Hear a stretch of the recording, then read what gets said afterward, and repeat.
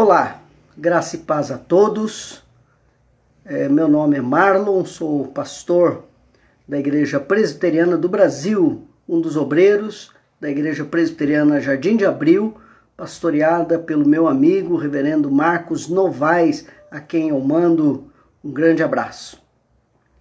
Este é o programa Palavra de Esperança, uma transmissão, um programa que visa levar uma palavra de consolo, uma palavra de orientação, uma palavra de amizade, uma palavra de esperança, não é? Principalmente nesse momento de crise que nós estamos vivendo.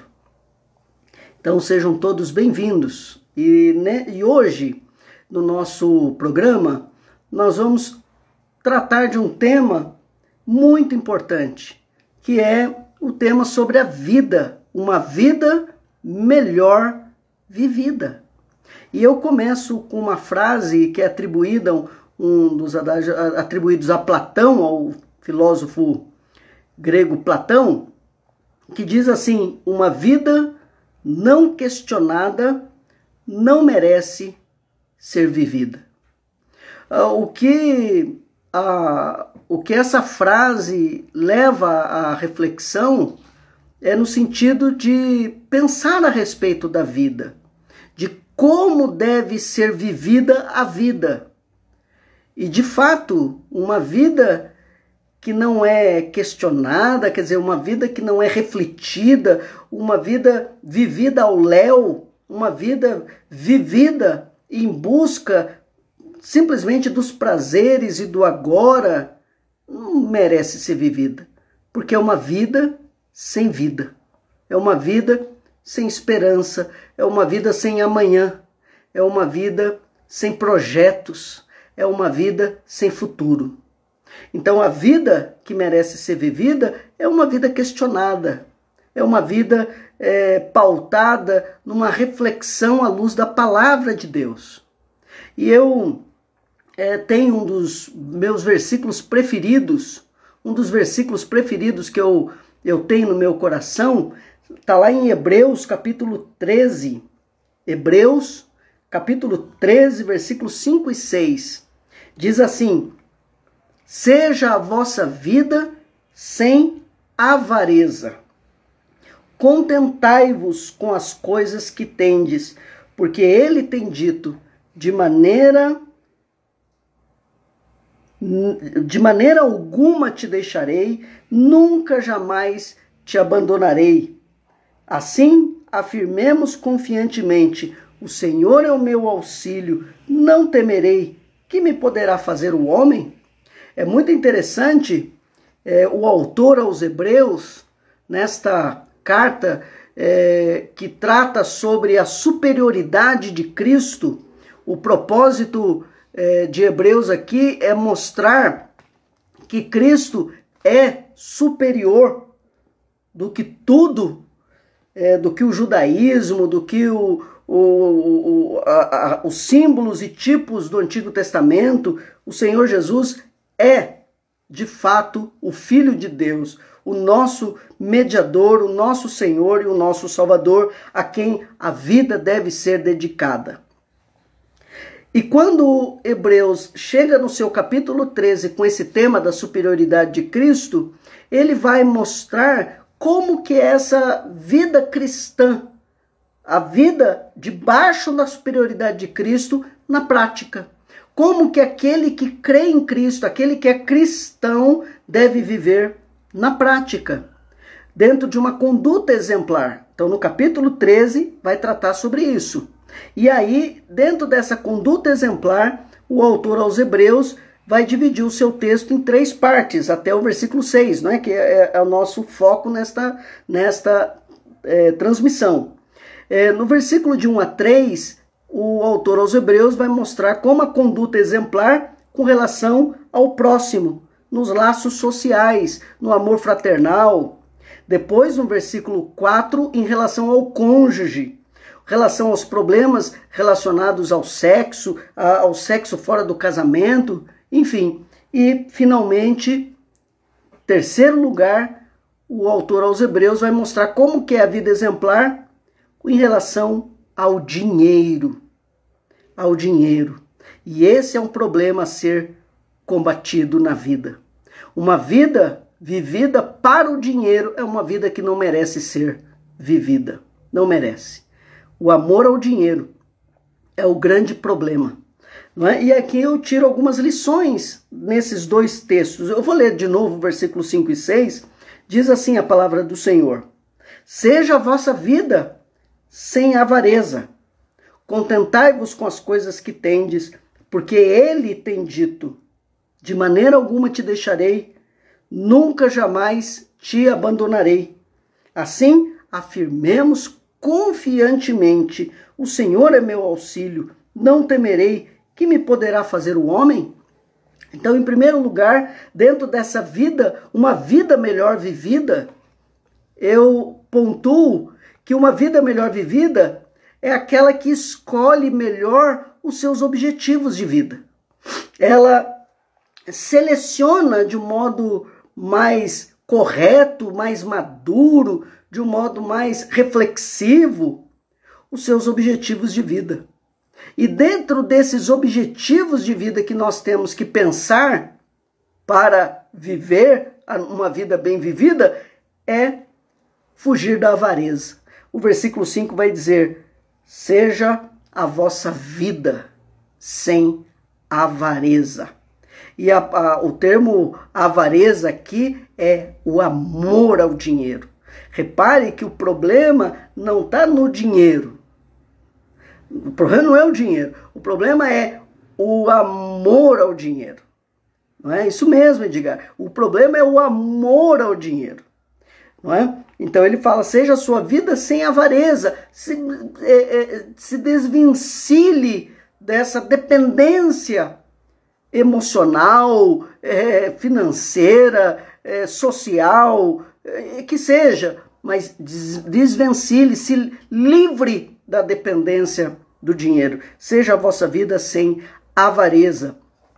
E o próprio Paulo, o apóstolo Paulo, em 1 Timóteo 6, ele vai dizer que o dinheiro é a raiz de todos os males. Né? É a raiz de todos os males. E é mesmo. É interessante como o autor aos Hebreus, no capítulo 13, como eu já pontuei, ele vai mostrar aqui sobre os problemas do amor fraternal, do orgulho no coração, que é um grande problema, o orgulho no coração. Depois ele vai falar do sexo, da vida sexual, do casamento e agora do dinheiro. Essas três coisas, orgulho, sexo e dinheiro, é a raiz dos males. Então, uma vida bem vivida, uma vida melhor vivida, ela escolhe melhor os seus objetivos de vida. E é isso mesmo, Edgar. Não é? Cristo vive em nós, e quando Cristo vive em nós, como Paulo fala em Gálatas 5, quando Cristo vive em nós, nós escolhemos os objetivos de vida de acordo com os óculos, não é? com as lentes do Evangelho. Então seja a vossa vida sem avareza. O problema do dinheiro é quando ele se torna um Deus, como Cristo disse no Sermão da Montanha, no capítulo 6, quando o dinheiro se torna mamon, quando o dinheiro se torna um Deus. E ainda, Paulo, em 1 Timóteo, vai dizer que a piedade tem mais lucro do que qualquer coisa, essa vida de piedade. Então, meus irmãos, escolher melhor os objetivos de vida. Escolher melhor os objetivos de vida é o primeiro passo para uma vida melhor vivida, para uma vida melhor vivida. Segundo lugar, uma vida melhor vivida percebe que a presença de Deus é melhor do que a própria vida. Olha que interessante. A presença de Deus é melhor do que a própria vida. Porque o texto está dizendo assim: seja a vossa vida sem avareza. E aí, em segundo lugar, contentai-vos com as coisas que tendes. Porque Ele, Deus, tem dito: de maneira alguma te deixarei, nunca jamais te abandonarei. Meus irmãos, a ideia da presença de Deus, o fato de eu entender que Deus está presente comigo, que Deus é presente, isso me faz me acalmar e me faz contentar com aquilo que a gente tem. Seja pouco, seja muito, seja temporariamente pouco, que seja, mas é contentamento. Eu me contento. Por quê? Porque eu sei que Deus está comigo, que Ele vai multiplicar se for necessário, Ele vai curar se for necessário, Ele vai dirigir todas as coisas segundo a vontade e direção do Senhor. Então seja a vossa vida sem avareza, contentai-vos com as coisas que tendes, porque Ele tem dito, de maneira alguma te deixarei. E eu confesso que esse é o versículo que eu mais gosto da Bíblia. De maneira alguma te deixarei. Olha que coisa, que promessa linda da presença de Deus. Nunca jamais te abandonarei. Nunca jamais. Aqui na versão grega, no original, está uma ênfase dessa promessa de Deus dizer: nunca, jamais, em hipótese alguma, eu deixarei vocês. Eu nunca vou abandonar vocês. Nunca, nunca mesmo, nunca. E essa presença de Deus, ela nos leva a perceber que essa presença de Deus é melhor do que a própria vida. Então, nós estamos falando aqui, para quem está chegando agora, sejam bem-vindos, nós estamos conversando sobre uma vida melhor vivida. Segundo Hebreus, capítulo 13, versículos 5 e 6 da palavra de Deus, da Bíblia Sagrada. Nós vimos, em primeiro lugar, que uma vida melhor vivida escolhe melhor seus objetivos de vida. Segundo lugar, uma vida melhor vivida percebe que a presença de Deus é melhor do que a própria vida, porque Deus é quem dá sentido à vida. A vida melhor vivida é aquela quando Deus está presente. É quando a gente deixa Deus cuidar. E eu, claro, eu estou aqui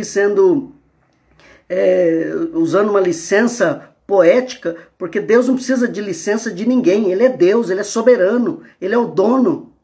E a ideia de deixar Deus cuidar é reconhecer que Ele cuida, que Ele tem poder para cuidar, que Ele tem autonomia, sabedoria e amor por nós para cuidar da nossa vida.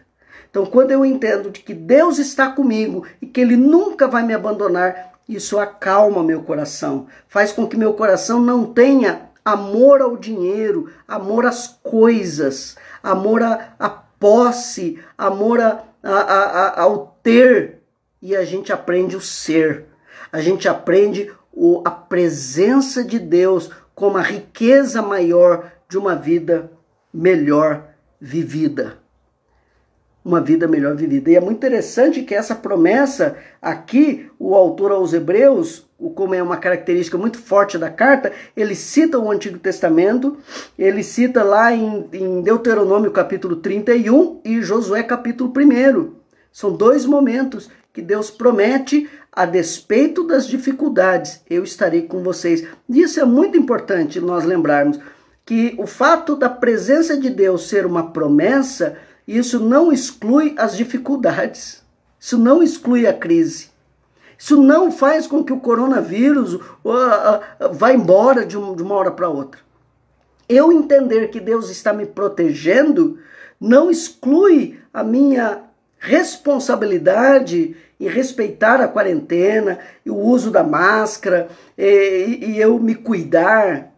Agora, o fato de eu saber que Deus está comigo também me livra de desespero, de amargura, de raiva.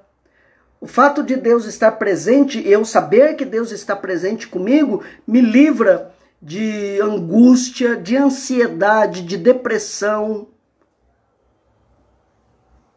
Me traz esperança, me traz esperança. Então, uma vida melhor vivida, escolhe melhor seus objetivos de vida, percebe que a presença de Deus é melhor do que a própria vida, e ainda, uma terceira lição, uma vida melhor vivida, compreende que nada ameaça o sossego de uma vida bem vivida. Compreende que nada ameaça o sossego de uma vida bem vivida. Olha o final, o versículo 6, tem uma outra promessa. Ali diz o autor aos Hebreus, no versículo 6, assim afirmemos confiantemente, olha a ideia de confiança, encher o peito de confiança, confiantemente, o Senhor é o meu auxílio, não temerei. Que me poderá fazer o homem? Que versículo lindo, meus irmãos. Que versículo maravilhoso. Não é? O Edgar está ali citando Deuteronômio 29, é isso mesmo. Que bonito isso. O Senhor é o meu auxílio. A ideia de auxílio é aquele que está do meu lado, aquele que me apoia, aquele que me põe de pé, aquele que segura minhas mãos. Quer dizer, olha que lindo. A presença de Deus não é apenas alguém que está do meu lado andando comigo, mas aquele que me auxilia, aquele que age, aquele que intervém, aquele que está ativo na minha vida. Ele é o meu auxílio. Ele não está só presente, ele não está só do lado, ele não está só perto, ele é o auxílio. E aí eu digo, não temerei, não vou ter medo, não vou ter desespero, eu não vou ter insônia, eu não vou ter raiva, não vou ter ódio, eu não vou ter depressão, ansiedade, angústia. Eu não vou temer. E aí a pergunta retórica, que me poderá fazer o homem? Dentro de uma vida melhor vivida, entende que o poder de Deus é maior do que coronavírus, do que qualquer coisa. É isso mesmo, Edgar. Nesses 40 anos aí, não é? Deus cuidou do seu povo na caminhada no deserto, isso mesmo. Não é? E a gente aprende que o poder de Deus, meus irmãos, é maior do que as ameaças e os perigos desta vida. Então, uma vida melhor vivida compreende, à luz de Hebreus 13:6, compreende que nada, meus irmãos, nada ameaça o sossego de uma vida bem vivida. E o sossego de uma vida bem vivida é aquela que diz, que me poderá fazer o homem? Eu não vou temer, porque o Senhor é o meu auxílio. O Senhor é o meu auxílio. Deus não está em quarentena. Deus é maior do que todas as ameaças possíveis neste mundo. Deus é maior, Deus é poderoso. E esse versículo 6 é uma citação do Salmo 118:6, não é? E aí eu encerro aqui a nossa conversa, essa palavra de esperança de hoje, trazendo algumas lições práticas para nós. A primeira que fica no meu coração é contentamento, meus irmãos. Contentamento. Ficar contente com aquilo que a gente tem. Não querer ter mais do que aquilo que a gente precisa. Não querer ter para que eu seja. Não, isso é bobagem. Isso é os males desse século. Isso é o que uma vida vivida de modo péssimo produz, essa dependência emocional, essa dependência econômica, essa dependência de coisas, de eu quero ter mais, eu quero ganhar mais, eu quero ser mais do que o outro. Isso é loucura. O contentamento gera paz, gera paz. Jesus vai dizer isso em Lucas capítulo 12, Paulo em Filipenses capítulo 4, eu aprendi a viver contente em toda e qualquer situação. Então uma vida melhor vivida é aquela que à luz de Hebreus 13, versículos 5 e 6, aprende o contentamento. Segundo lugar, me traz ao coração que a cobiça e a avareza corroem o coração por dentro.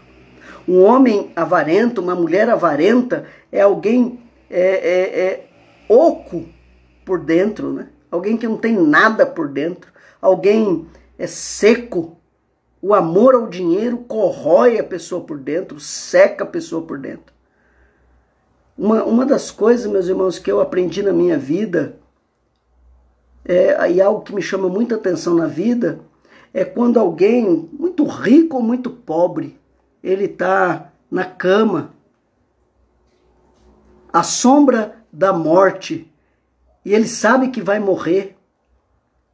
A única coisa que ele pede naquele momento, ele não pede pelo seu dinheiro, ele não pede pela chave do carro, ele não pede pela escritura do terreno, ele não pede pela chave da sua loja, ele não pede pela sua carteira, pelo cartão de crédito, ele não pede por nada material, ele pede por família, ele pede por Deus, por coisas que são de fato valiosas nesta vida. Uma vida melhor vivida é aquela que entende que ela tem que ser vivida com Deus em primeiro lugar. Uma vida melhor vivida é aquela que é vivida com Deus. E por último, uma lição que a gente aprende aqui é confiança nesse Deus Criador. E isso, meus amados, nos traz paz. É confiar no Deus Criador. Eu poderia dizer em outras palavras, confiança no Deus das riquezas, no Deus que é maior do que tudo. Então um coração avarento se torna pequeno, porque um coração avarento é aquele que quer ter, e Deus já tem, porque Deus é. Deus é o Criador, Deus é o Todo-Poderoso, o Soberano, Deus é o Deus de amor, Ele é. E quando eu me escondo nas asas do Altíssimo, eu posso dizer, eu estou em paz. Eu tenho o que eu preciso, porque eu sei que o Deus Criador que tem tudo vai cuidar de mim. O Deus que tem tudo não vai me deixar faltar as coisas básicas, necessárias e realmente necessárias na minha vida. Que Deus abençoe você. Nós falamos aqui de uma vida melhor vivida. E à luz de Hebreus 13, versículos 5 e 6, aprendemos que uma vida melhor vivida escolhe melhor os seus objetivos de vida. Segundo lugar, uma vida melhor vivida percebe que a presença de Deus é melhor do que a própria vida.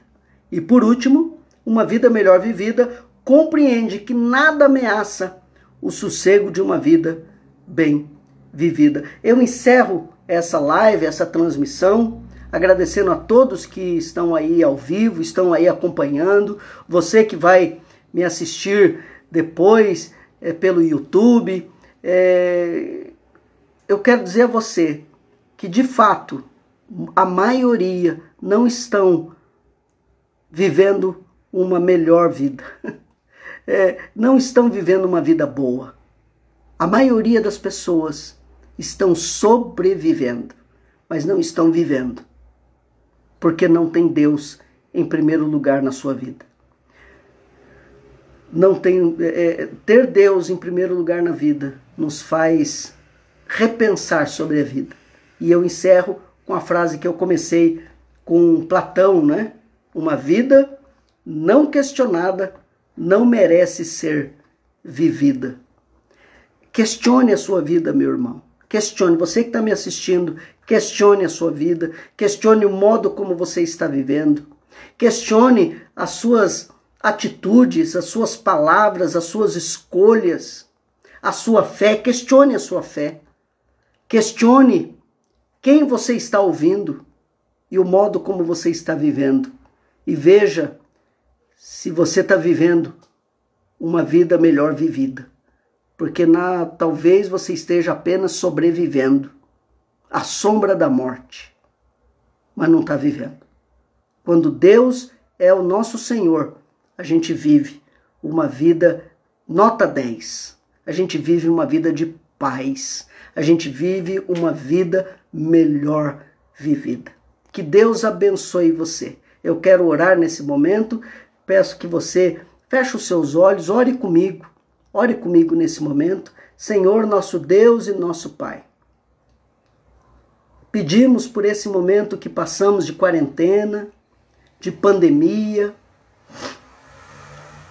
Pedimos pelas famílias que estão com seus entes internados nos hospitais com a Covid-19.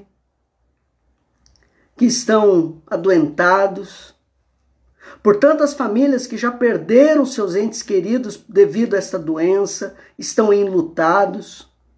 Tenha misericórdia de nós, Senhor. Tenha misericórdia da nossa cidade, do nosso estado, do nosso país, do mundo todo que está passando por essa pandemia. Tenha misericórdia dos nossos governantes. Concordemos ou não com eles, mas tenha misericórdia e guie os nossos governantes com decisões sábias. E que neste momento de pandemia, meu Deus e meu Pai, o Senhor nos ajude a viver uma vida melhor, a olhar para Ti e a fugir da dependência de tudo aquilo que não vem de Ti. Uma vida de desonestidade, de corrupção, de mentira, de dependência, de depressão. Tira isso de nós, meu Deus. Dê-nos uma vida bem vivida, debaixo da palavra do Senhor, e dê-nos esperança, porque a sua presença é melhor do que a vida. Estar com o Senhor é aquilo que nos traz esperança.